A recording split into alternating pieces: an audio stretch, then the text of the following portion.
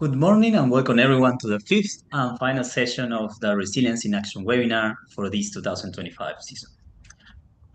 Just reminding that this space is to discuss approaches and opportunities to strengthen drought resilience in farming. I'm Franco. It's a real pleasure to be your host today again. On behalf of Facey Group, the node lead of the Eastern Wheat Belt region for the Drought Hub project. That is a collaborative network of partners across WA who, supported by the FDF, the Future Drought Fund, work together to share ideas, connect people, and drive innovation to build resilience under challenging seasons.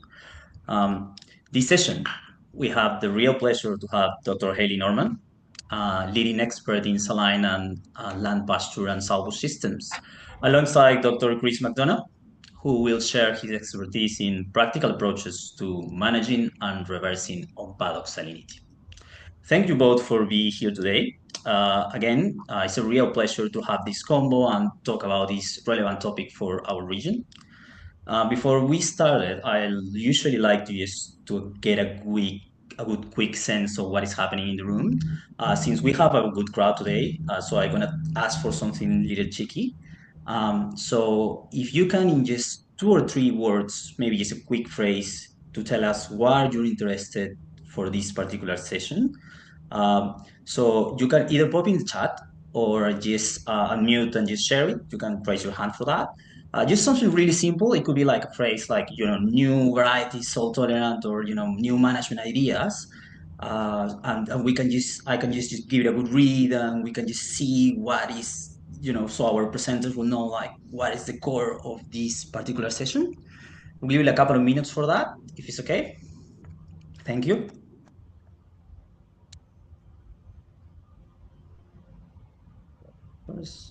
I'll go first, Franco, and be a bit supportive.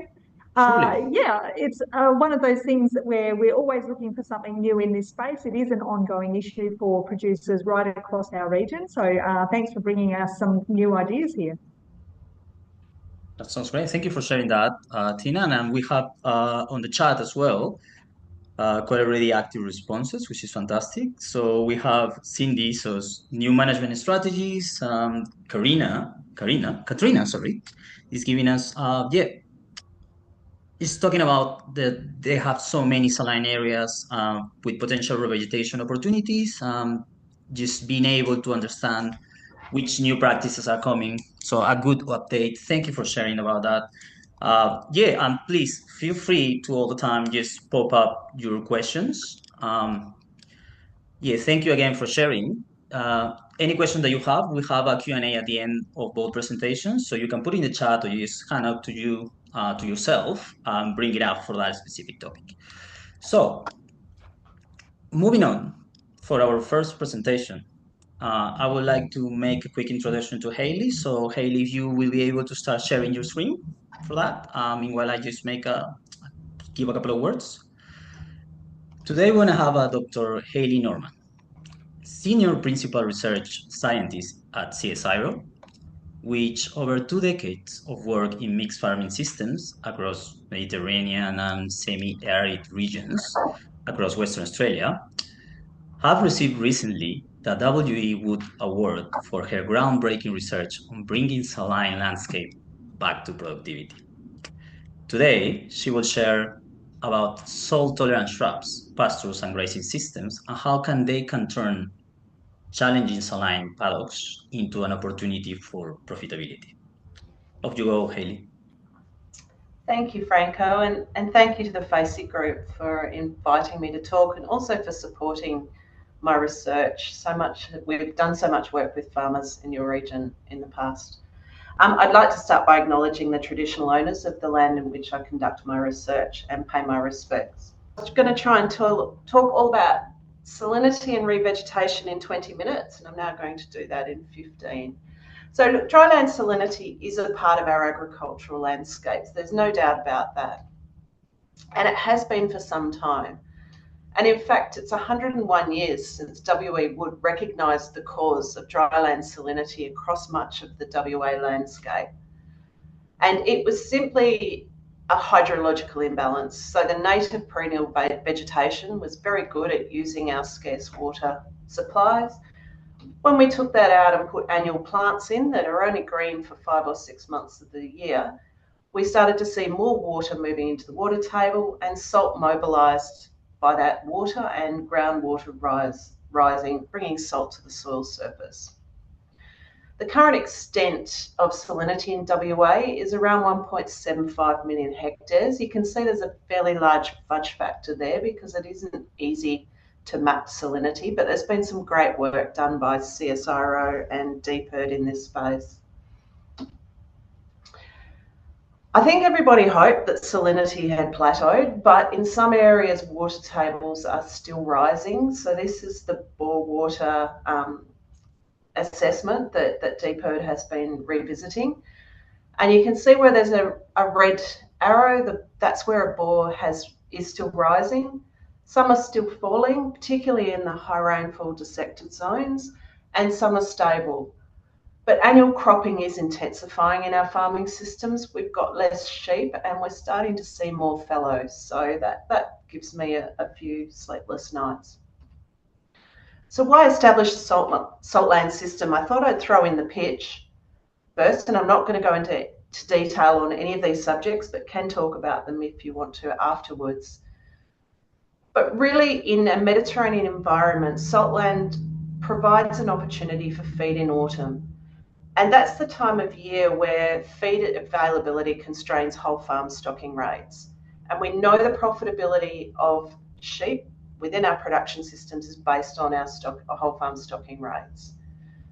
And saltland is really good as a reliable source of crude protein, sulfur, vitamin E, and minerals, particularly when you incorporate the halophytic shrubs like saltbush. I just wanted to quickly touch on some of the sustainable grazing on saline lands project, and that was actually conducted in Facey territory at Chris Walton's place in Yellowring. And this was a really interesting site where we took about 25 hectares of land. It was just a barley grass flat, and we revegetated half and left the other half as it was. And after 3 years of establishment of a salt bush legume system, the revegetated land offered 4 times more grazing days in autumn. And you can see there's a photograph in autumn that there's quite a difference in terms of the feed on offer there. More importantly though, there's an opportunity to hit that in spring, particularly where you can get your annual legumes to grow well. And that feed is a high quality feed, B, it complements the salt bush, and we know that if sheep are offered a diet like that, they will choose to eat about 90% legume and 10% salt bush. So they're not going to absolutely hammer your salt bush. You can come back again in autumn. At these 2 sites, they were hydrologically isolated with the flume. You can see a picture of the flume here. And we measured water exiting the sites and measured salt and a whole lot of other traits about that water. And we also had nested piezometers across the site. And what we found is that the revegetation with the saltbush system reduced the amount of water leaving the site and also reduced the amount of salt leaving the site.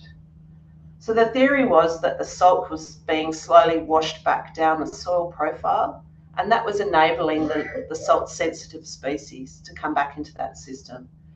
And now, sort of 15, 20 years on, you can go back and that site, we're seeing revegetation with legumes around the scalded area in front of the flume. So salt bushes are, well, most of the salt bushes we use are Australian natives, and they're very drought hardy.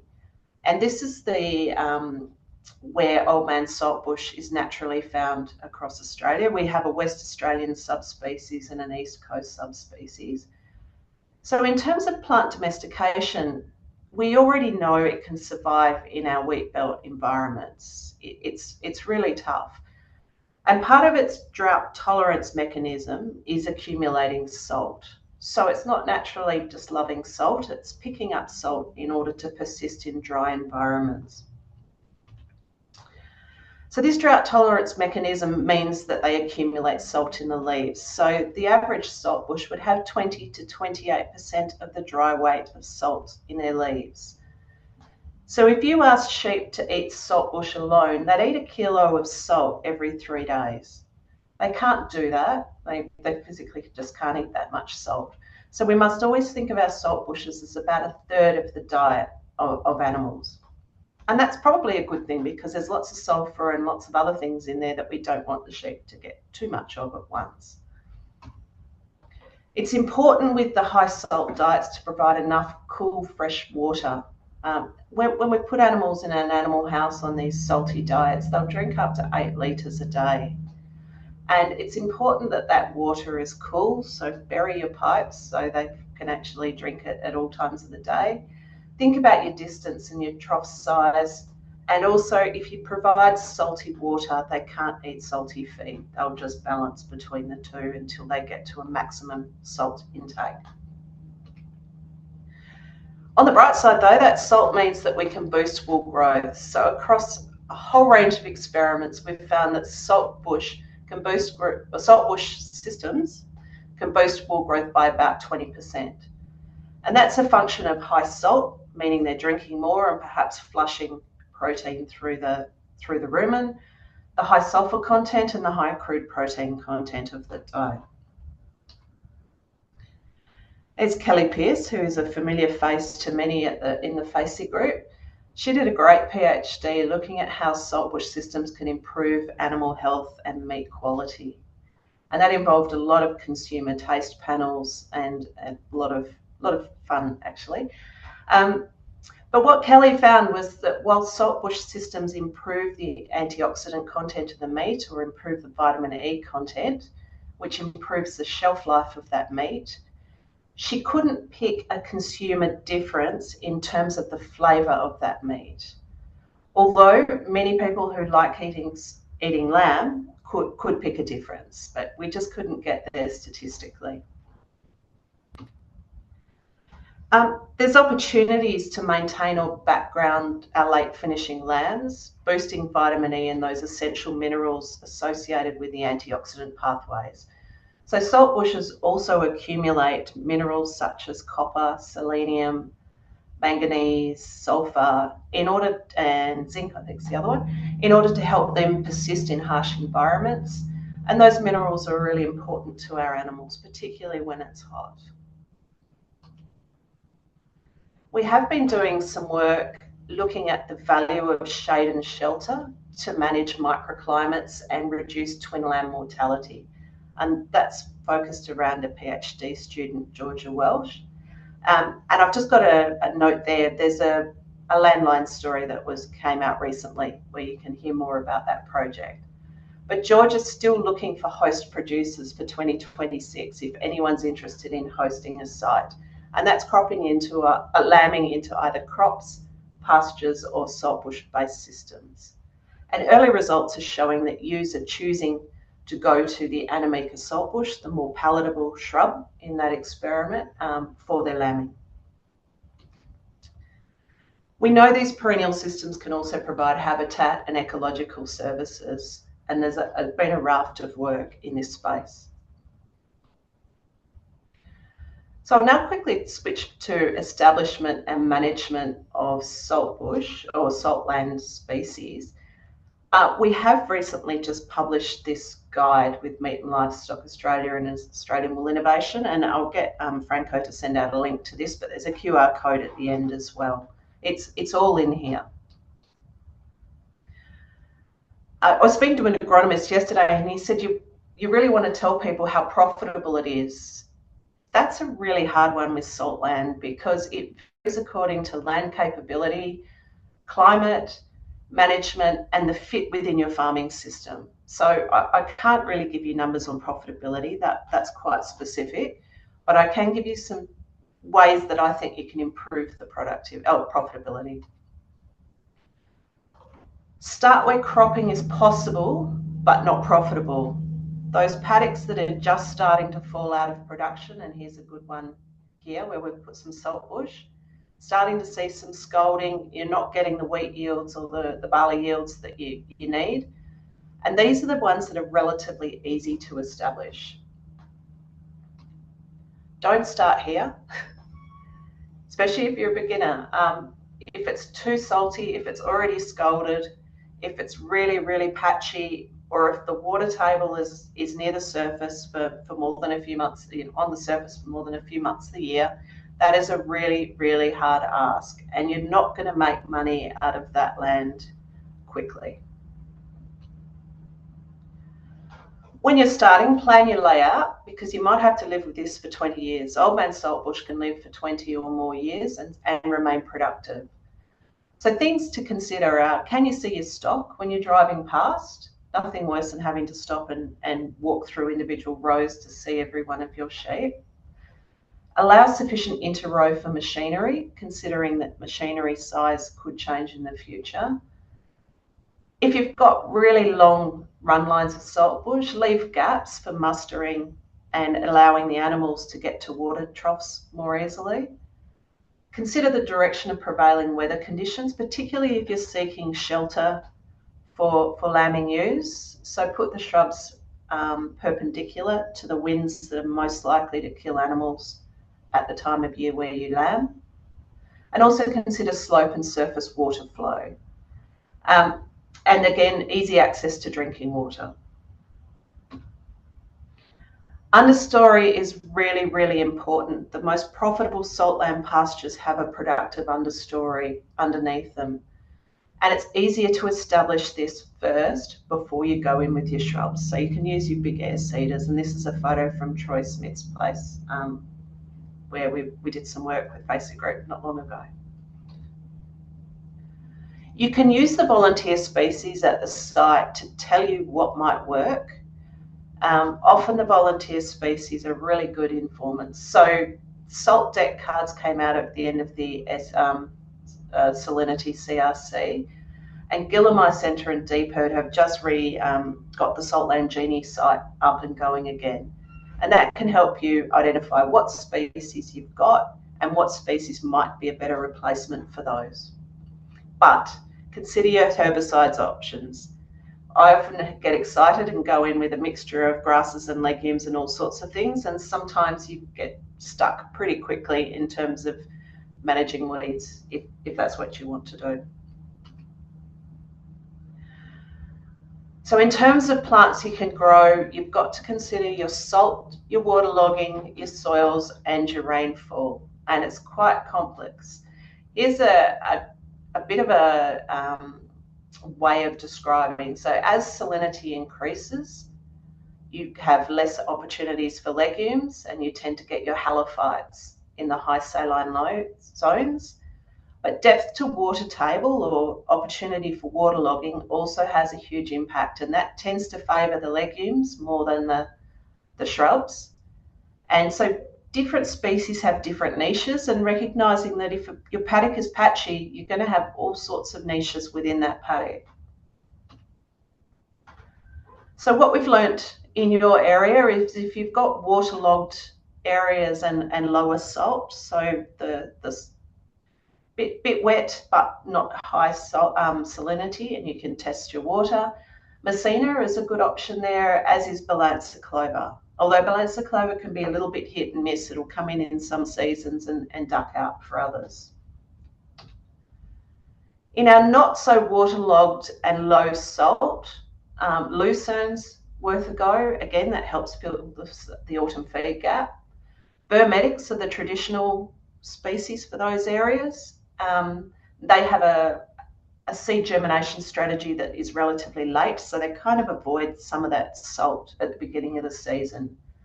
Rose clover has been a standout at some of the sites down near Wickerpin.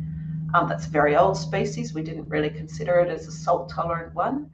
And bladder clover for me is the dark horse in this race. I think that one's got huge potential.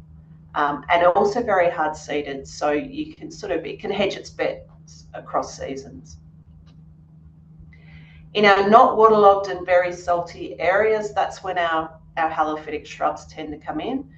Bluebush is the ultimate cheap and cheerful salt lamb pasture. Like saltbush, it's high salt, but very easy to establish.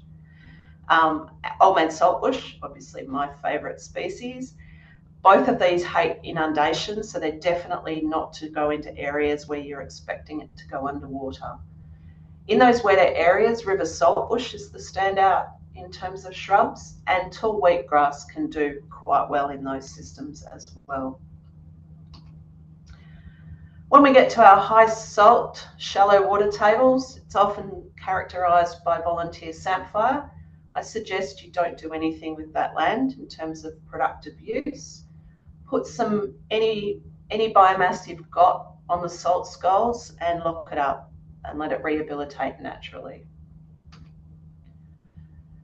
Shrub density should not be more than 700 to 1200 seedlings per hectare.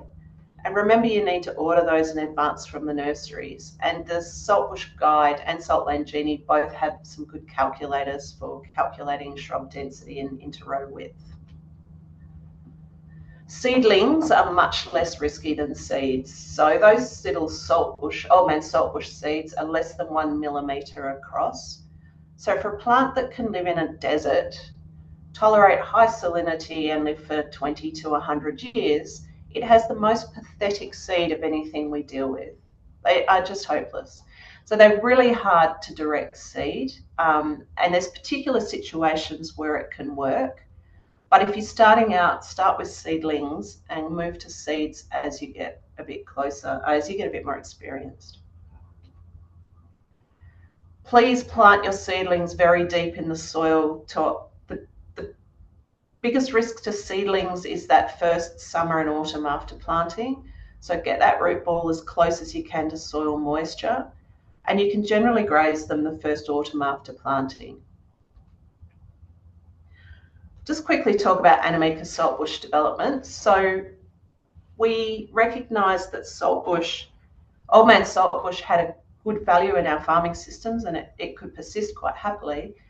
But the feeding value or the energy value of saltbush was low, and all the economic models said that that's the most important trait that would influence profitability of the system. So the Flora Search project collected salt bushes from across that natural range in Australia, and we grew 60,000 plants at 3 sites and used traditional agronomy plus sheep preferences to identify shrubs with higher energy values. Our best 15 plants, so saltbush is a bit tricky for plant breeding. It's octoploid, so 4 sets of chromosomes, and dioecious separate male and female plants. So very, very expensive in terms of plant breeding. We just cloned the best 15 of 60,000 and took them to another 12 farms across Australia, and again grazed them with sheep and got both farmer and sheep feedback. So Annamieka's saltbush was commercialised in 2015, and compared to the mean of that population of plants from across Australia, it had 15 percentage units high digestibility, so the leaves have an organic matter digestibility of 64%, produced 8 times more edible biomass after grazing, and was relatively easy to clonally propagate. One of the challenges with this project was if we were to use cuttings of a clone, we had to have a nursery that could produce them in an economically viable way. And the economic models suggest that Annamieka can double the profitability of the shrub enterprise. So while I'm passionate about Annamieka is a plant for the less saline, the areas where it can really show its productivity. I wouldn't be putting it in the really worst of the saline areas because you're just not getting your value for money from that. We now have 7 million shrubs planted by over 400 farmers across Australia. And CSIRO's got an Annamieka saltbush website that you can have a look at, and we've got all of our publications and all the information about Annamieka there. Just briefly, if I've got time, Franco, I just wanted to talk about some ongoing research, some exciting stuff that's coming up. Part of one of our Meat and Livestock Australia projects is we're looking at how we can get shrubs into the system at a lower opportunity cost, because that time between planting your shrub and when you can start grazing it is a cost to your farming system. And this is based on some producers' ideas, but we've been planting saltbush seedlings into a crop and then harvesting over the top of them a couple of months later, and that's been working really well. We're now interested in, can we undersow that last crop with unscarified pasture seed and inoculate the crop seed with the rhizobia and still get, so you have your wheat, put your saltbush in, you harvest your wheat or your barley, and then you have a volunteer pasture coming up underneath that. We are looking at direct seeding high nutritional value old man saltbushes. So we do have seed lines coming along, and we're working with some seed rehab experts to look at how we can get these seeds into the system and improve their survival rates. We're also considering some of the emerging technologies and how this could change. I mean, one would be if we change the size of our headers and move to more swarm bot type technology, that would make it a lot easier to incorporate shrubs into farming systems. We're interested in sensing and AI to get the right plants in the right place rather than trying to have to guesstimate. And we're hoping, we've been developing some virtual fencing for sheep. And I think that would be a massive game changer for incorporating perennials into our farming systems. So thank you very much. Thank you to all of our host producers. And there's a link here to the shrub guide. Thanks, Franco. Thank you very much, Hayley, for your insights. I think there is a lot to wrap up. I have particular follow-up questions, but we probably will leave that for later on. Following up for our next presentation, Chris, if you're happy just to carry on with sharing your screen. We're going to have now Chris McDonough, who is the founder of Inside Extension of Agriculture, who brings more than 35 years of experience working with farmers, grower groups, and landscape boards across South Australia and beyond. His work has focused on soil health, salinity recovery, and sustainable land management, helping producers to turn challenging country into productive ground. Please, Chris, whenever you're ready. Okay, so hopefully you can see the screen of the National Landcare Conference. Is that right? Yes? Okay. All right. Franco, can you just put your mic back on so you can tell me if I'm missing anything? And tell me that it's working. We've lost Looks Franco. good, Chris. It's all good? All right, thank you. All right, so yeah, just I'm giving a bit of a talk that I gave at the National Landcare Conference in September earlier this year. And I guess what I'm looking at is salinity and how it's affecting the farming land. And, you know, can we actually do things to turn it around and change it? And my focus, I guess, is always if areas are going from cropping out to saline, can we do stuff to restore it back to cropping again? And a brief background, I started in land care back in 89 when it first started and was involved in soil watch stuff way back then. But I work in South Australia as a soils agronomist, originally in Kadina, but do a lot. I live at Loxton up on the Riverland, but with all the Mallee farmers here right across the Mallee Sustainable Farming area, which is basically 250 to 350 mil rainfall zones in mallee ground, but also done a lot of my work, particularly in the salinity space across Eyre Peninsula as well. This is me in my natural environment with farmers and soils. I also did a bit of lecturing at Adelaide Uni for the third year ag students and done a bit of work in Africa and the Middle East as well. So I guess one thing that I look at when we're looking at farmland salinity, and again, I just want to say that I'm not pretending to know everything that goes on in Western Australia, but I was glad to hear that you were looking for new ideas, new ways of looking at things. And so hopefully I will be able to provide a few different perspectives that might trigger some thoughts for you guys. Yeah, we can certainly discuss that at the end. But for me, when we're looking at the saline issues, there's dry saline land. So it's actually not to do with the water table. It's to do with the salts that are naturally occurring, transient salinity in the subsoil clays, getting to the surface and taking out land. And I will talk about that in a bit more detail. Over here so these three, mallee seeps, groundwater salinity, and creekline salinity, are all things that involve water tables. And that helps drive the salinity that's getting to the surface. Obviously, it's harder to manage the regional and creekline salinity, or to turn it and reverse it on farm, because the driving force is something that if you change practices on your own ground, you're going to have very little impact on the overall groundwater salinity from a regional level, or it's what's coming through a catchment. So they're harder issues to deal with, but we'll touch on those a bit as well, what we're doing in South Australia. And again, it's probably different. I know what Hayley was describing. It sounds like a lot is driven by your regional groundwater issues that have come about because of a rising water table due to clearance, and you've got a lot of sandy soils in amongst that as well, which is different to over here.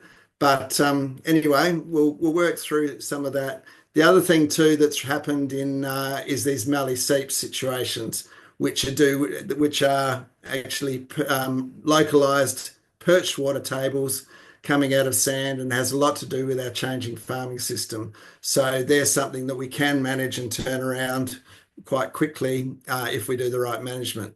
So I will try and work through this. But first of all, I just wanted to just show you an animation that we've got or just a part of an animation, which we've got on the Mallee Sustainable Farming website, which is something just to help us understand why salinity matters and how it affects plants. Because particularly when we're managing the dry saline land issues, then it's really, really important to see where we might have opportunities to fix it. So I'll just click through, and hopefully you can sit back and listen to this. And it's just about a minute, so it won't be too long. Soil salinity will directly impact a plant's ability to function. One way they move moisture and nutrients from the soil into their roots is through osmotic pressure. They do this by making their fine root hairs very salty. Water is attracted from the less saline soil to more saline roots, transferring nutrients with them.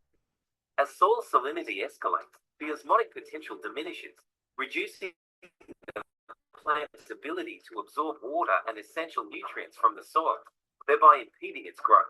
When soil salinity exceeds the salinity created within the root hairs, this potential is reversed, and plants dehydrate and die.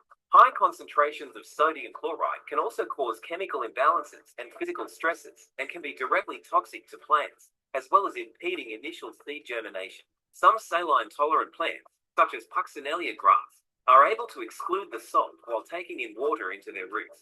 Other saline-tolerant plants, such as saltbush, are able to absorb saline water into their system and then exude the salt out from their leaves.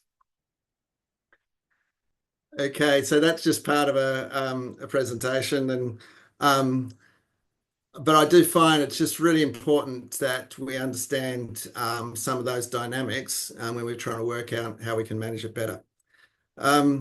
So when I was giving my land care talk, I had some of these pictures just put in just in case the animation didn't work. So I'll just get through those. So first of all, I want to quickly talk about mallee seeps, but I'm not sure how big a problem it is in Western Australia. But again, if it stimulates some thoughts for you, that would be important. So we found that these areas, they're localized perch water tables, that they really came along since probably about after 2010. We've had a big change of our farming systems where so this is a sand hill. We've got sandy clay lows. We've got a lot of it in South Australia. These low permeability clays that basically the water doesn't go through. It tends to run across. And so we had a lot of skeleton weed. I'm not sure how big was skeleton weed big over there or not. Yes, on the sands. on our sand tills. But when we got into continuous cropping, no-till farming systems, we basically took out the skeleton weed, which were deep-rooted perennials. Anytime we got summer rainfall, all that extra water would get used up.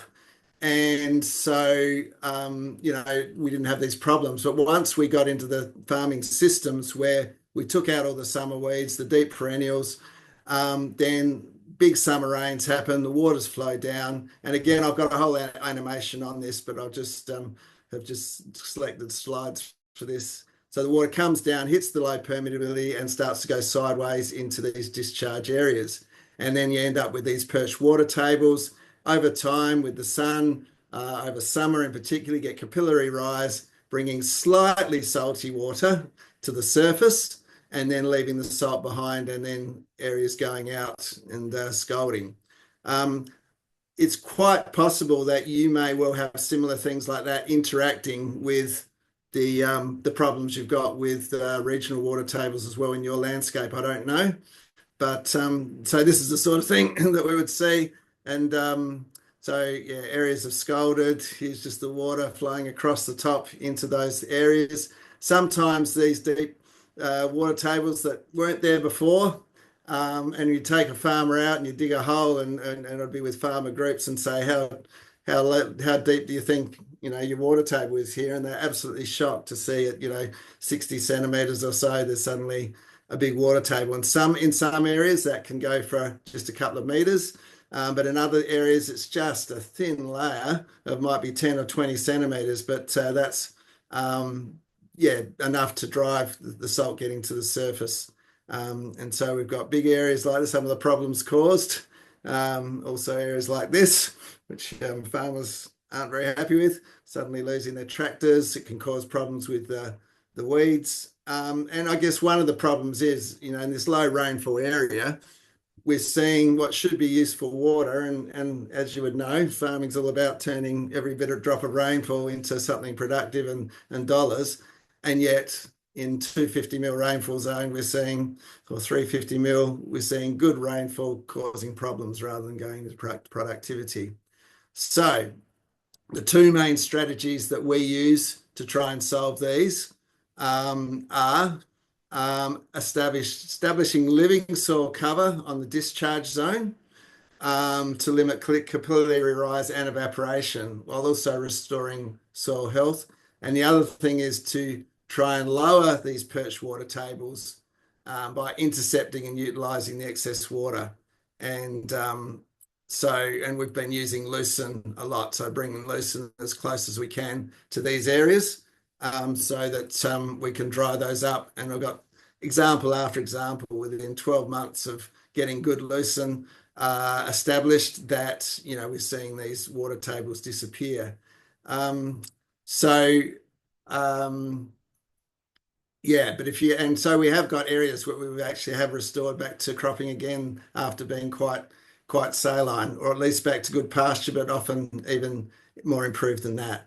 Early detection for these mallee seep stories is pretty important. Obviously, this is Puccinelia is something that we use quite well. And when we look at, here's just a whole lot of different, this is Puccinelia going through. Hayley mentioned Puccinelia there. You had on your site there that it was preferred in greater than 400 mil. We're certainly seeing areas at 300 mils growing good Puccinelia and doing a good job to turn things around. And so here's just, this is an area that was just scalded salt and back to Puccinelia, but I'm sure you're aware of that. But one of the things it does is that it's really thick root system. And what it means is that on these sites, instead of the slightly salted water ever getting to the surface, it's actually used at 20, 30, 40 centimeters down. And so it actually stops salt. Once you get this sort of cover over here, it stops the salt getting to the surface. And the other thing too is once you get cover, you actually you get less evaporation, capillary rise over the summer. And what we've consistently measured is that after probably 12 to 18 months, a couple of years of having a good Puccinelia cover, the original soil goes back to not salty again. or it drops dramatically. And that's because you're not continually allowing that soil, that salt to get to the surface. And every rainfall that falls on this is actually tending to push salt further down rather than letting it get it into that surface layer. So that's important. The other thing is often on these sites, just even a strip of lucerne, cedar width is enough to, here we've got Puxinalia established there. We put lucerne around the edge and yeah, within a short period of time, we've used up these perch water tables. Where you've got highly saline areas, where the water table is highly saline, then you need to move the lucerne further up the hill because often the water as it's coming through into these catchment areas, it's less saline, 30 meters up than it is. Sometimes you just get really high saline water in water tables in these perch water table areas. But if they're highly saline, you may need to go to salt tolerant trees. We also use NDVI in these situations to be able to see. This is a shot near Pinnaroo in South Australia. These are the sandhills here. You can see from Google Earth. These are these mallee seeps that are starting to bear out. But what we do is look at NDVI imaging and see particularly what is staying greener for longer. In November, after the rest of the paddock is starting to dry off, or in late October, and in here you can see that there's a whole area that's staying greener because of these perch water tables on the bottom of sandhills. And while you might, I've just got to treat here, but the reality is on this site we actually treated right along here because we knew that if we didn't deal with this whole area, then that area there would soon join up with this as one big salt scald. So again, just using some of the technology to work out what we're doing. We've got a whole animation on describing mallee seeps, and again, I'm not 100% sure how big an issue that is over there, but the 5 steps that I go through on those is first of all, working out whether it is a mallee seep, and there's some instructions around that. And this is a decision tree that we've got. You can click on different branches there for the different types of salinity. The second thing is to look at the landscape as to where the excess water might be coming from. Then the stage, and we've got different, if you're getting onto it early, then there's a lot more options than when it gets really more severe. But again, you click on each of those, it takes you to a different branch of the tree. And then really importantly is then when you work out, you need to actually measure what the water quality is, because a lot of these mallee seeps are reasonably fresh water. And so that gives you a lot more options for utilizing that water. And sometimes I would just test that by using a salt meter or even just a taste test and think, oh, well, that's not too salty. I'd feed that to my sheep. Then it's probably in the low to medium zone rather than the high to very high. So you click on that, and then it takes you through to a whole lot of management options, as well as some videos on what farmers have done in different situations to overcome the problem. And so here's some examples here where this farmer on Eyre Peninsula near Kimber put a strip of lucerne and completely changed it round. And this was his water table that was causing the problem at this site here. Established the lucerne, and then even after a summer where they got 240 mils a few summers ago in one hit, but once that's it basically raised the water table, but then drained it right down and then dried it right out. And we've got many examples of that sort of thing happening just by getting soil cover and using lucerne to drain the water table. Here's an example where a farmer could put trees in without upsetting his farming system too much. The thing with the lucerne is you can always drive over it, and you can drive through it. So it's and you can actually use it for production. But in your case over there, if you've got a lot of your areas are regional water tables that are highly saline, then obviously lucern's not going to have a role in trying to lower the whole thing. But so I'm just putting that out there. I hear some areas just with Puxinalia where I just cut some by hand, walked along there, threw it all out, and soon it got very much covered within a year.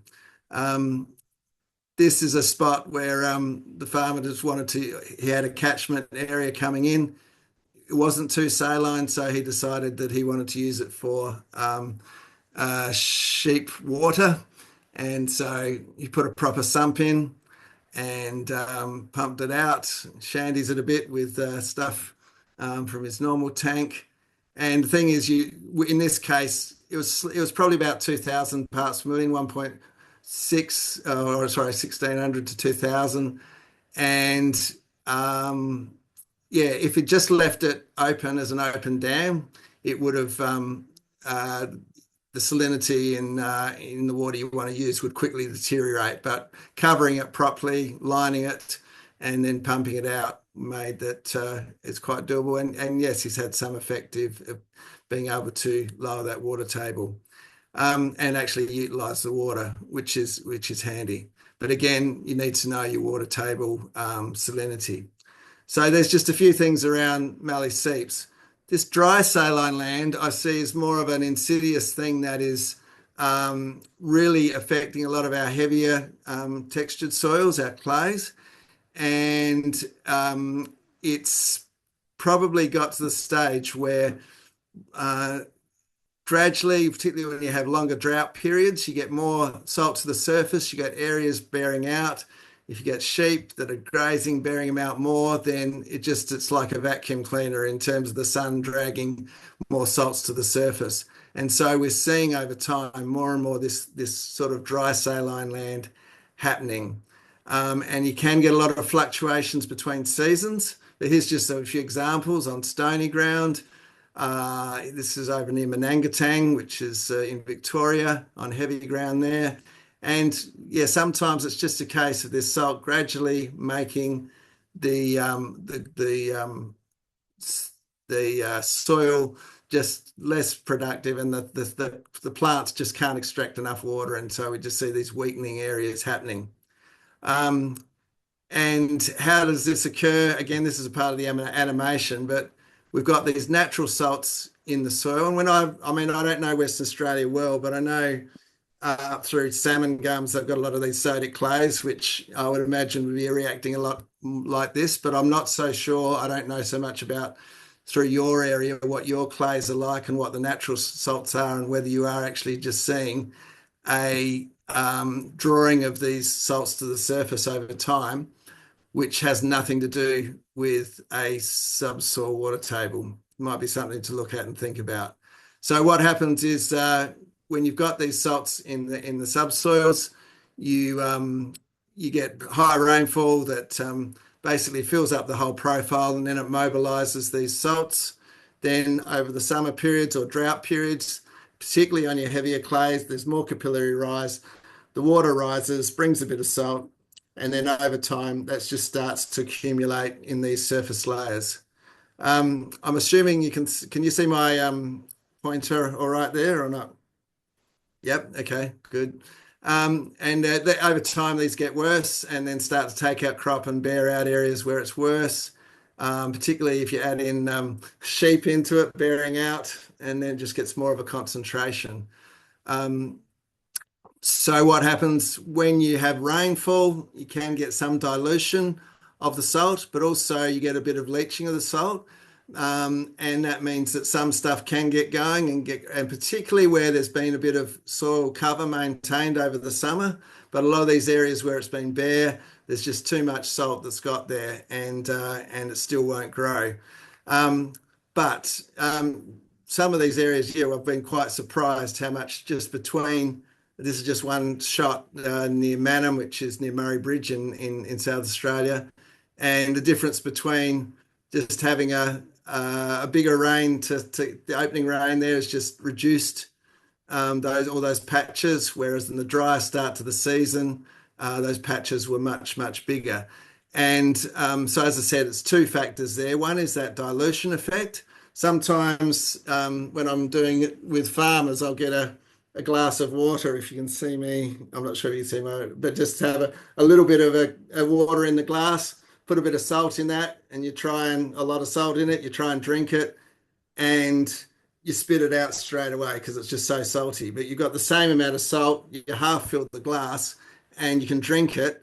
And even though it's salty and it's not great tasting, you can still drink it. And it's the same with the dilution effect with the plants and the plant's roots and that osmotic pressure stuff that we were talking before. And so what I'll touch on that a little bit more, but we've done lots of spots here where we've done the crop growing on this end, not growing there. Why not? We've measured the salinity down the profiles. Sometimes it's because the subsoil is less saline, and so that's why it's growing here and not on this example. Sometimes it's where there was a bit of a stone layer that just stopped the capillary rise from happening. In the case of this one here, there was some erosion on the patches that weren't growing, and that meant that there was no sandy loam on top, and so basically the capillary rise was just going straight to the clay to the surface and then leaving the salt behind. Whereas where that topsoil erosion hadn't happened, so even though the clay was just as salty underneath, where the erosion hadn't happened, it had kept maintaining soil cover, and that was enough to actually stop the salt getting to that top layer. So we've got this decision tree again on the Mallee Sustainable Farming website where I explain the principles. We've got this animation which I've shown to some of you. I've got some stuff on it, how to identify it, and even when you're using NDVI, the difference between a dry saline land area as opposed to a mallee seep area, which there's clear indicators which you can tell the difference. So there's four key things that we look at in trying to fix the dry saline land areas, which are, first thing, do everything you can to maintain soil cover.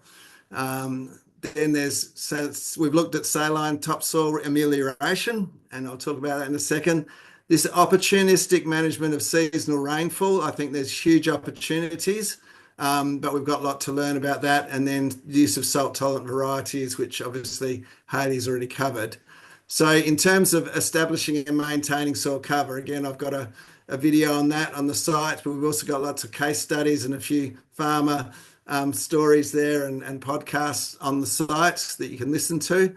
But here's just some examples of this is just one summer of keeping straw. We just put a pea straw out on this and left that bare. And that was the difference in the regeneration of natural,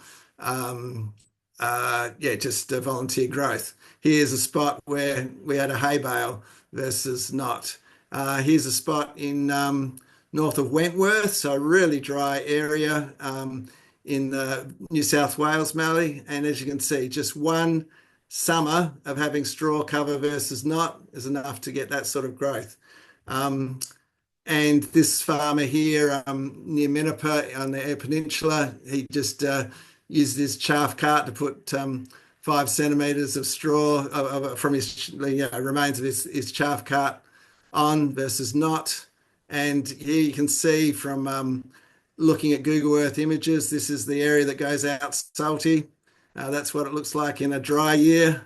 And finally, at the end of 2022, he put that 5 hectares of straw out, and that was enough to turn that whole paddock into so much more productive because he wasn't allowing, we could just the amazing effect of soil cover can have on topsoil salinity or reducing it, concentrating in the surface over summer.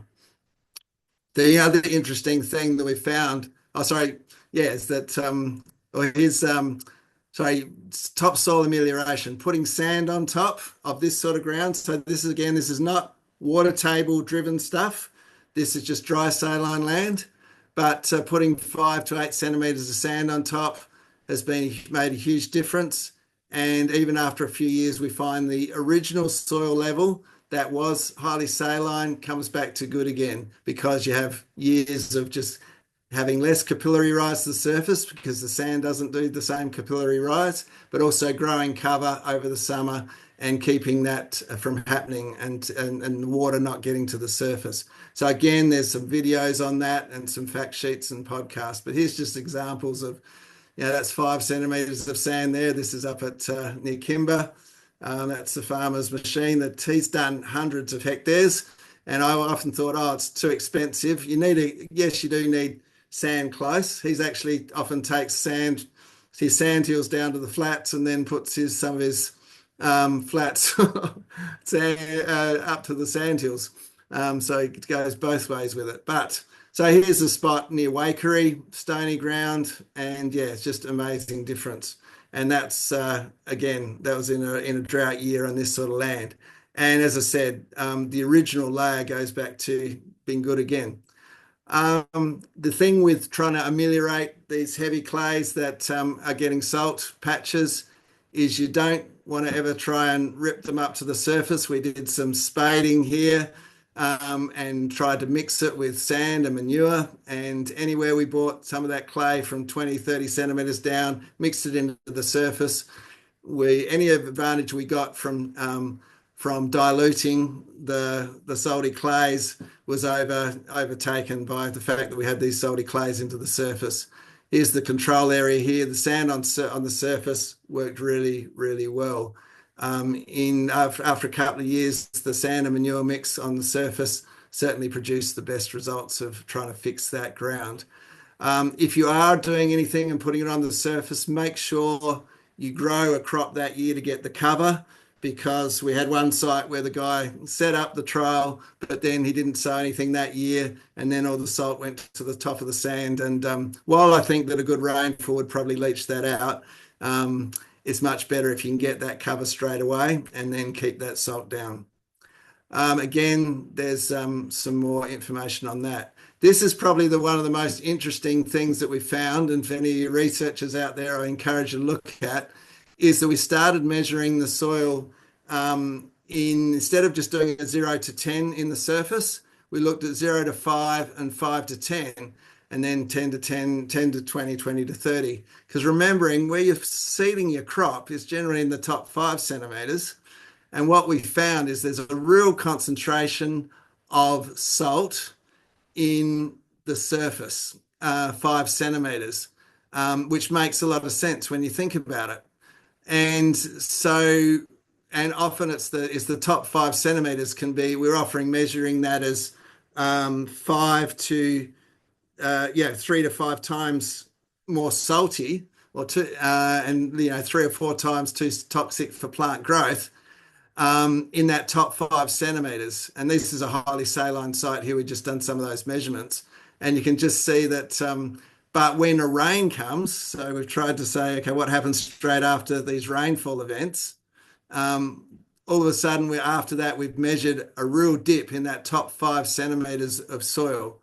And you can see that, yes, some of it's just leached down to the lower layers. That's why they've risen there where this has gone down. But what it presents to us is that, okay, is there a window of opportunity where after a good 20, 30 mil rain at the right time on these patches, you can go straight in afterwards? Maybe it might be a window of 2 to 3 weeks where you can actually get something sown, germinating, and keep enough cover on that spot to start turning it around in the future, as long as you don't let it get grazed out over the summer or bear out. So we're looking more at that, but I think it's quite significant, because often I've seen sites where these saline sites where we've got a good opening rain, we had volunteer growth come up, and that's when the soil's diluted from the salt and the seed there, and it just grows. And yet the farmers have gone sprayed it out. They might not have sown it for another month afterwards, and all of a sudden it's not germinating and bearing out because we haven't had the rainfall to keep that salt down, and the salt's got back concentrated in the surface. So again, something to look at, but I think that there could be opportunities, because obviously as a farmer you can't be spending huge amounts of money on shifting sand and stuff like that. But if we could just fix it by the timing of our operations, saying, okay, that salty paddock, I will not just sow that in my normal program. If it rains early, I'll get straight in and put it in. Or if it doesn't rain till really late, I will sow it then. Or or maybe re-sow those areas that have gone out after you've got even if it's a June or July rain where it's patched out. Those are the sort of things I think that we could look at, because it would be a much cheaper way of then bringing the land back. Some of the sand areas I forgot to mention, we've got 10 or 15 years down the track where it's growing a 2 or 3 ton crop versus nothing where they didn't do anything. So it is like having a permanent fix, it would seem. I know I've been prattling on for too long. Salt tolerant varieties, we looked a bit on that, and even Messina, we're seeing if we can get that into really low rainfall areas, but we've just had a lot of droughts over here in South Australia. It's been hard to get going.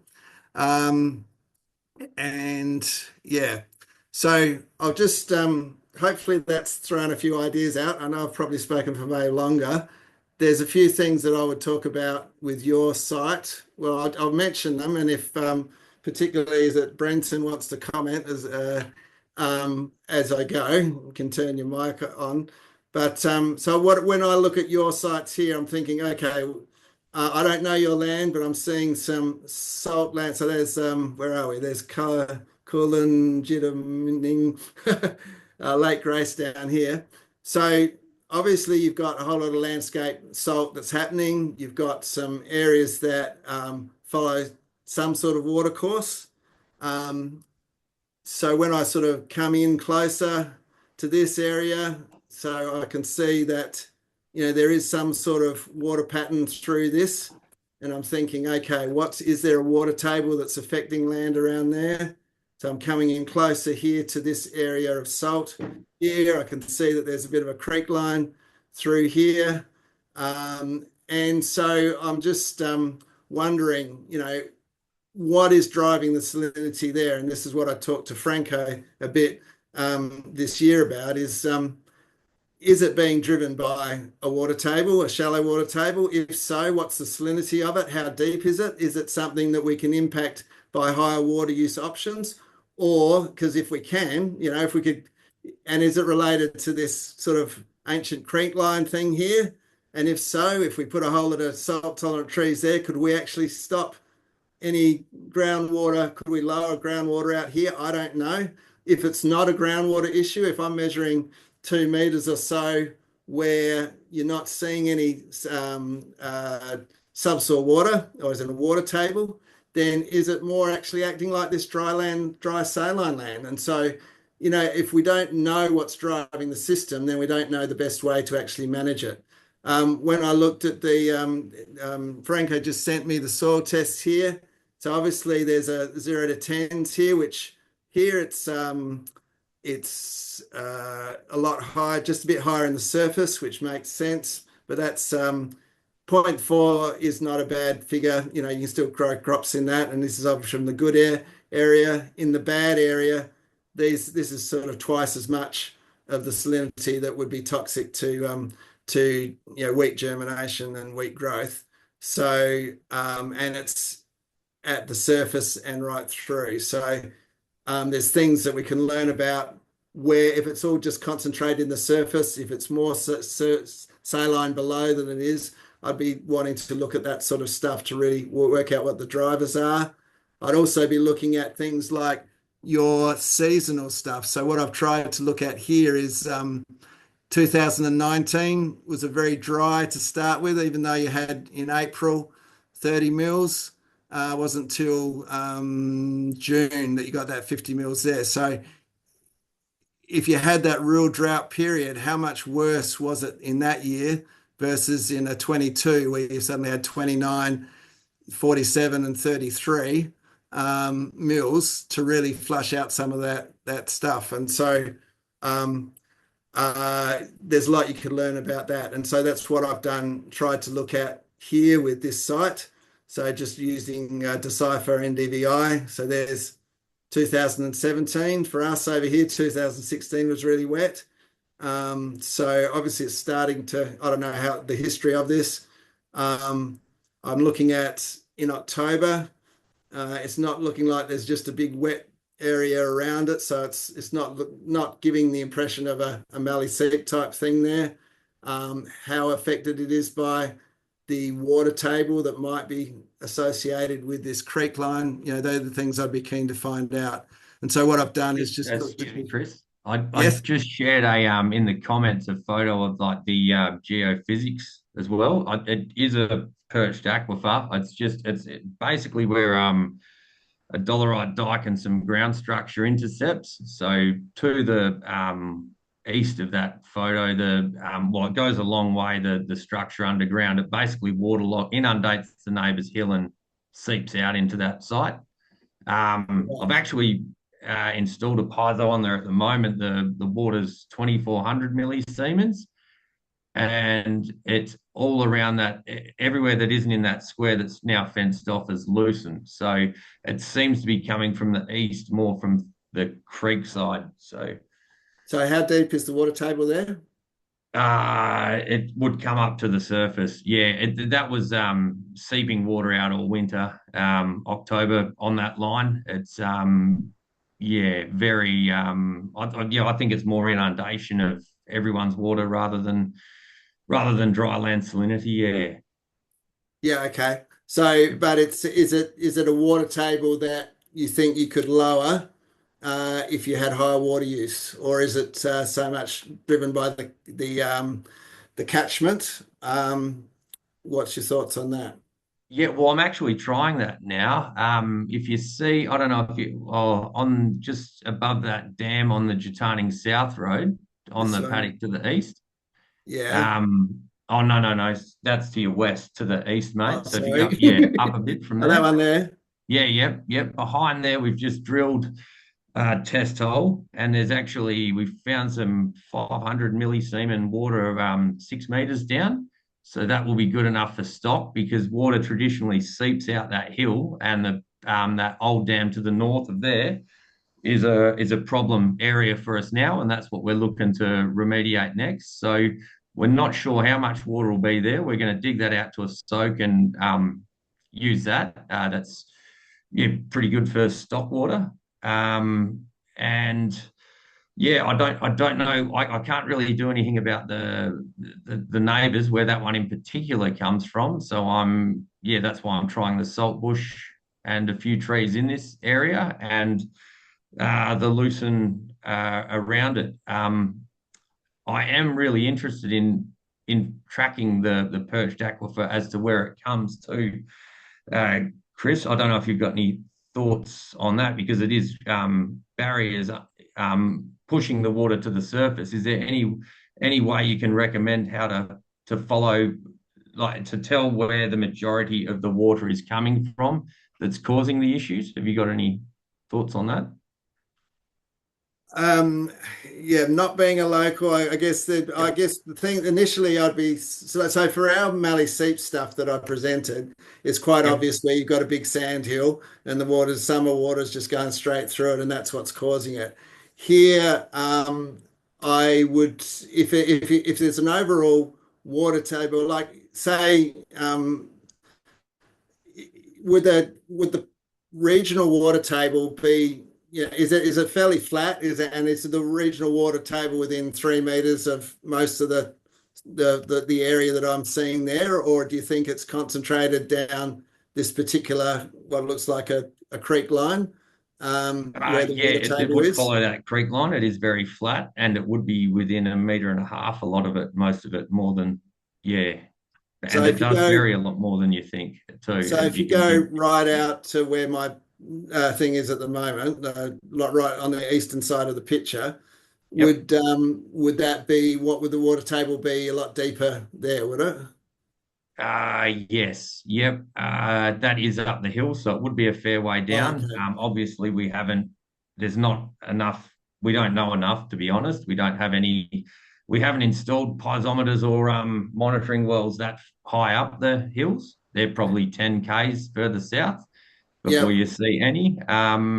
Next to that Coolbarron Reserve, just to the north of that, the water table is 2 meters from the surface, 2.75. And Oh, sorry. Yeah, you go.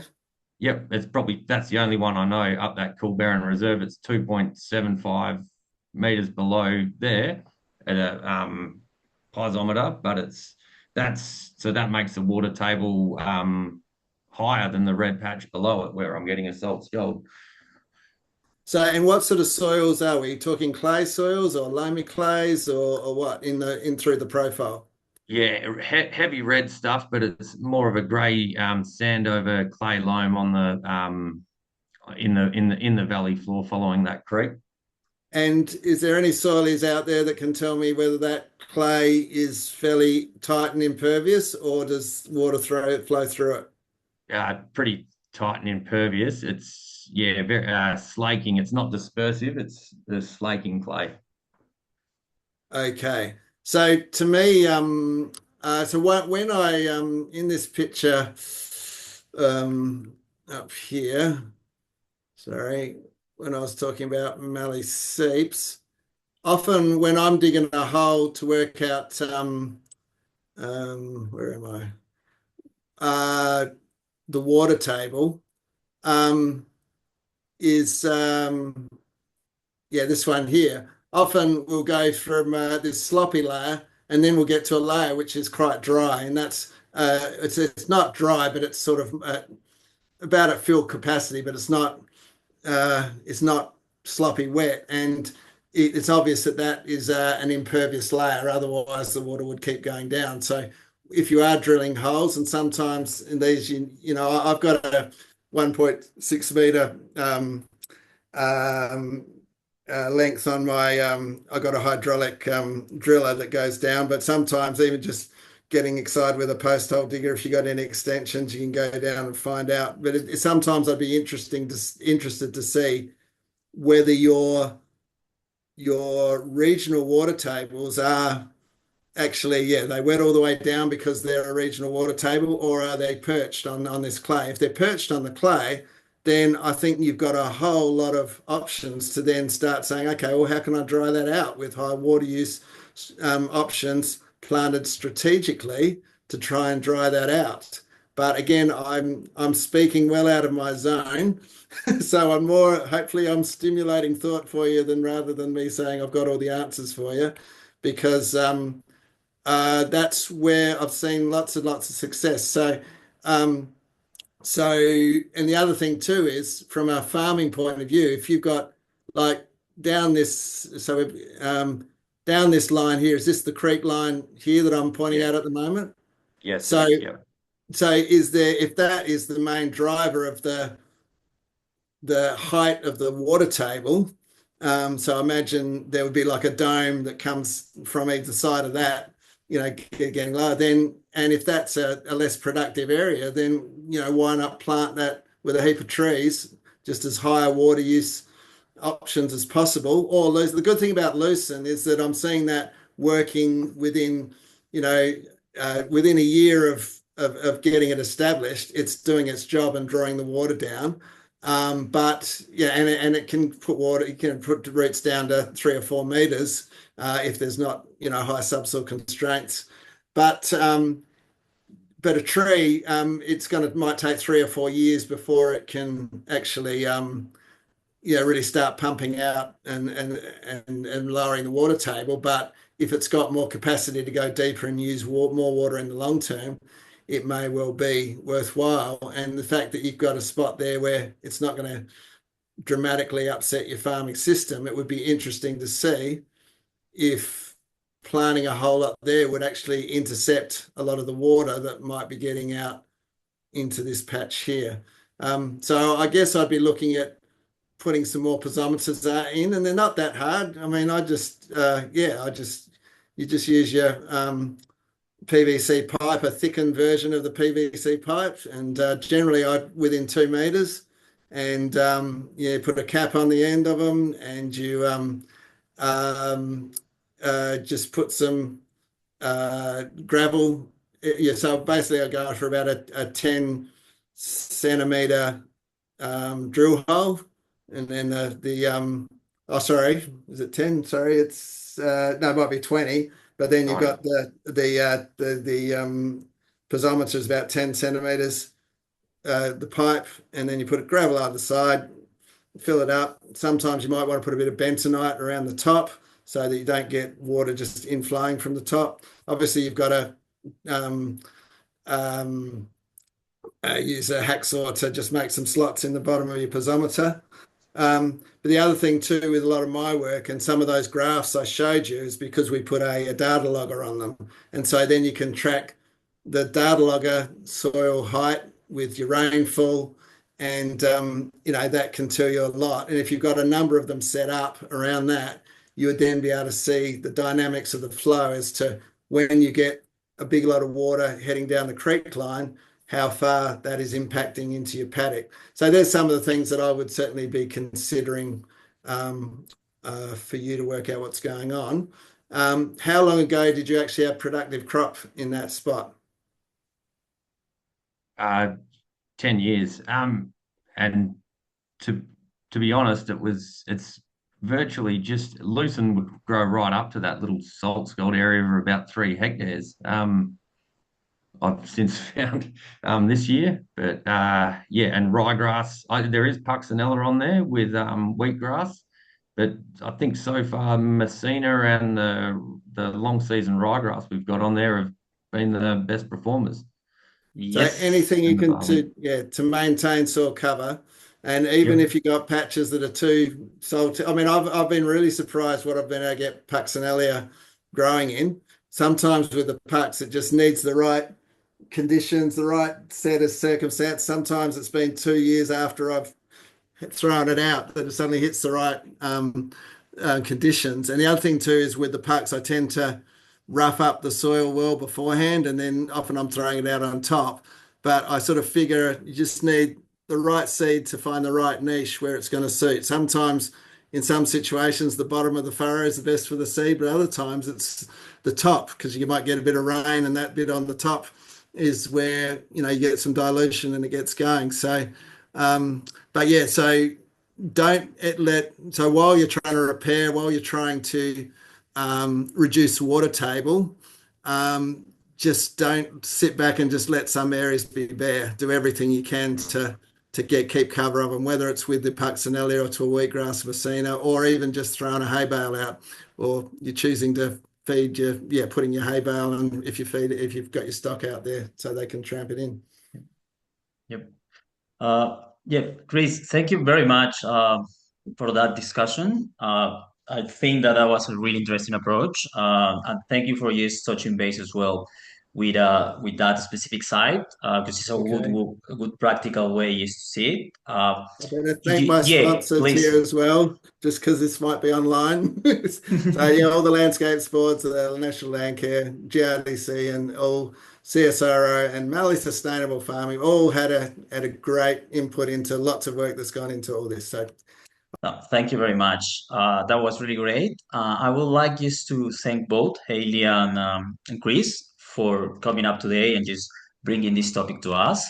I would like to ask you if someone have a question that is related to the understory systems as well, since we already have a good discussion of what Chris is from with the practices and different sources of salinity. Does anyone have any question? I'm going to go. You can pop it in the chat as well. Just one comment I will make while someone's thinking of a question is on Eyre Peninsula, they have a lot of issues with the creek line salinity, and it's highly, highly saline. And so most of their approaches is they even drew big furrows from one fence line to the other, from one side of the farm to the other, just to try and move that water on. I mean, it's often dry, but it's when it's wet it comes through. And the issue then, if it's highly saline and then moves out into the paddocks, then that's where you cause more problems in the paddock. So our basic message for that is if you can move saline water table from one side to the other as quick as possible and as straight as possible, and then maybe just put something salt tolerant on either side, like your salt tolerant trees or salt bush, hopefully you can actually stop your creek line salinity going out into becoming more paddock salinity. So there's a video on that I've got on the website, and I'll send the link through Franco to you on that. Yeah, thank you very much. That's actually really good. I thank you everyone for participating of this particular session. Again, thank you, Hayley. Again, thank you, Chris. I would like just to acknowledge first that this space is it's a space just to talk about important topics related to drought resilience, and GGA is the Drought Group Alliance is a great supporter of this space. Of course, that's bring up for the Drought Hub project, and mostly thank to you for just being live here and you who are also catching up later on online.